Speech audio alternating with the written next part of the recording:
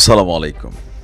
মানে বিষয়টা যখন গণমাধ্যমে আসে তখন জনগণ, আমাদের বাংলাদেশের জনগণ এত পরিমাণ ক্রিটিক্যাল কমেন্ট করতে পারে বা আমাদের ভিডিওগুলোর মধ্যে আমরা দেখি যে বিভিন্ন কমেন্ট দেখলে মনে হয় যে না, বাঙালির রাজনীতিতে খুবই সচেতন একটা ক্যারেক্টার।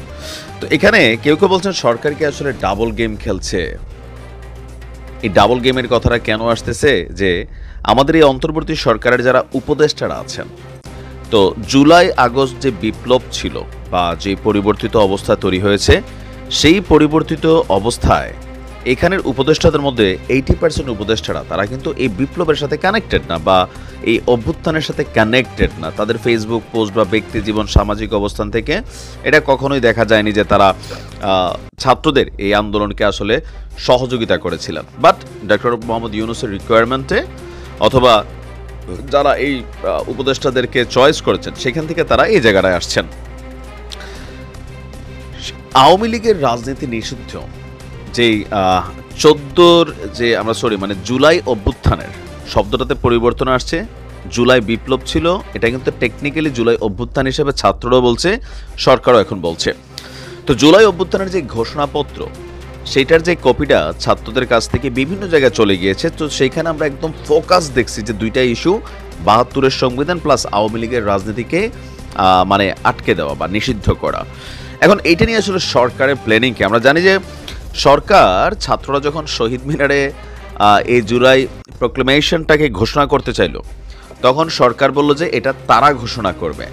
তো তারা ঘোষণা করার মধ্যে আর ছাত্রদের করার মধ্যে কি আছে? অবশ্যই পার্থক্য আছে। কারণ ছাত্ররা যদি এখানে কোনো একটা ঘোষণা দেয় আর সেই ঘোষণাটাতে যদি সরকার সমর্থন না দেয়, তাহলে কি হবে? এটা ফ্লপ করবে। ছাত্রদের অবস্থান ফ্লপ হলে এই অন্তর্বর্তী সরকারের অবস্থান দুর্বল হয়ে যাবে। এখানে বাকি যে রাজনৈতিক শক্তিগুলো আছে তাদের সামনে এই সরকারের কিন্তু শক্তি বা স্ট্রেংথটা কোথাও না কোথাও কিছু অংশে কমে যাবে। তো দুইটা কারণে সরকার হয়তো এই কাজটা করছে। প্রথমত হচ্ছে যে এখানে কোনো রাজনৈতিক দলের সাথে আলোচনা না করে ছাত্ররা যে সিদ্ধান্ত নিয়ে শহীদ মিনারে চলে গেছে, রাজনৈতিক দলগুলোর সাথে ঐক্যমত্যে পৌঁছাতে না পারলে, বিএনপি এখানে বাধা সৃষ্টি করলে, অলরেডি করছে। বিএনপিদের বক্তব্য তো শুনছেন যে শহীদ মিনার থেকে তোমরা যেভাবে যে বডি ল্যাঙ্গুয়েজে কথা বলছো একটা দল নিয়ে, এটা তো বাবা ঠিক না। আর তোমরা যে দাবি দাওয়া করতেছো সেগুলোর মধ্যে যৌক্তিকতা নাই, কিছু আছে যৌক্তিক, বাকিগুলো অযৌক্তিক। বরঞ্চ বিএনপিকে মাইনাসের প্ল্যান, আরও বিভিন্ন ধরনের বক্তব্য কিন্তু বিএনপি দিয়ে যাচ্ছে। তো সরকারের মধ্যে যারা আছেন কম বেশি তারা বোঝে যে বিএনপি এই জায়গাটাতে না বইলা বসবে, আর বিএনপি না বইলা বসলে ছাত্ররা এখন কোনো দাবি দাওয়া আসলে আদায় করে নিতে পারছে না। তো সেই জায়গা থেকে সরকার ছাত্রদেরকেও আসলে একটা জায়গা থেকে বাঁচাই দিছে আর নিজেদের উপর এই দায়িত্বটা নিয়ে আসছে। এখন নিজেদের উপর যে দায়িত্বটা নিয়ে আসছে আমাদের উপদেষ্টা রেজওয়ানা, তিনি গতকালকে বলছিলেন যে আওয়ামী লীগ নিষিদ্ধকরণের ইস্যুতে সরকারের মনোভাব কি। সাংবাদিকদের প্রশ্ন ছিল, বিশেষ করে যেহেতু আগামী 14 দিন পরে এই জুলাই অভ্যুত্থানের ঘোষণাপত্র সরকার দিতে যাচ্ছে। সরকারও মনে করছে না এটা অসম্ভব কিছু না, আমরা পর্যাপ্ত টাইম পাইছি, দেন আমরা এটা ঘোষণাপত্রটা আমরা নিজেরা তৈরি করব।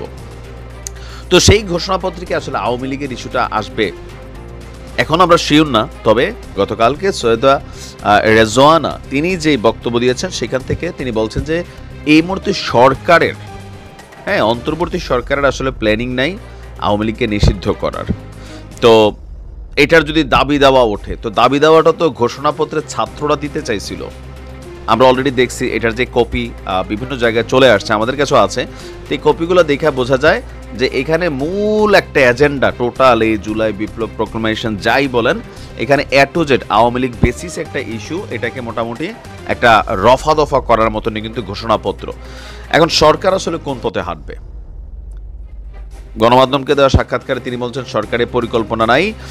আর ঘোষণাপত্র নিয়েও তিনি বলছেন যে শিক্ষার্থীদের বেঁধে দেওয়া সময়ের মধ্যেই এই ঘোষণাপত্র দেওয়া সম্ভব। বলা হচ্ছিল যে কোনো অভ্যুত্থানের পর এমন ঘোষণাপত্র স্বাভাবিক, সরকার চেয়েছে তাদের মাধ্যমে দেওয়া হোক। সকলের সাথে কথা বলার প্রক্রিয়া শুরু হয়েছে, ছাত্ররাও চাচ্ছে ঐকমত্য 14 দিনের মধ্যে অসম্ভব নয়। আর সংস্কার নিয়ে বিএনপি বলছে সংস্কারের প্রয়োজন আছে, তারাও লিখিত মত দিচ্ছেন, তবে সংস্কার কতটা ব্যাপক হবে তা নিয়ে আলোচনা চলছে। কেউ বলছেন মৌলিক সংস্কার আগে, কেউ বলছেন নির্বাচন কিন্তু সরকারের কাছে খুবই গুরুত্বপূর্ণ। যে সরকারের ডাবল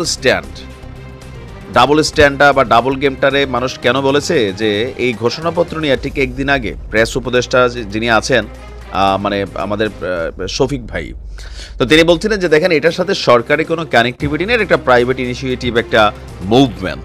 বাট যখন ছাত্ররা সত্যি সত্যি শহীদ মিনারের দিকে দৌড় দিল, হচ্ছে গভীর রাতেই কিন্তু সরকার আবার বলে বসলো যে না, এটা আমরা ঘোষণাপত্র প্রদান করব। আবার সরকারের মধ্যে থাকা উপদেষ্টা আসিফ, শক্তিশালী একজন উপদেষ্টা, তিনিও বলছেন যে কমরেডস নাও অর নেভার। তো সরকার কানেক্টেড নাই না কানেক্টেড আছে, এখানে একটা ঘোল খাওয়া হচ্ছে। এটা মানে সাধারণ মানুষের মন্তব্য আর কি, যে A team, B team, C team, এগুলো সবগুলো একটা সেটআপমেন্টের মধ্যে আছে। সরকার জানে না, আবার ঠিকই জানে। তো সরকার ঘোষণাপত্র কোনটা দিবে, যেটা ছাত্ররা দিচ্ছে এটা দিবে নাকি নতুন দিবে? নতুন দিতে গেলে আওয়ামী লীগ ইস্যুতে বিএনপি এক চুলো এখন অনর সিদ্ধান্ত থেকে নড়বে না, কারণ বিএনপি সরাসরি মনে করছে তাদেরকে আবার মাইনাসের প্ল্যান চলছে। আপনি দেখেন তারেক জিয়া দেশে আসে না, বেগম খালেদা জিয়া বিদেশ যায় না। তো সব কিছু মিলে একটা আশঙ্কা ফিল করছে। ইভেন বিএনপি একটা যুদ্ধের জন্য প্রস্তুতি নিচ্ছে, এরকম আমরা শুনতেছি বিভিন্ন বক্তব্য থেকে। তো সরকারের অবস্থানটা কিছু কিছু ইস্যুতে এখনো ক্লিয়ার না। তো ঘোষণাপত্র আসলে হয়তো আমরা আরো ক্লিয়ার হয়ে যাব, কারণ এটা হচ্ছে সবচেয়ে গুরুত্বপূর্ণ একটা পার্ট। তো দেখা যাক আসলে কি ঘটে। ভালো থাকুন, আসসালামু আলাইকুম।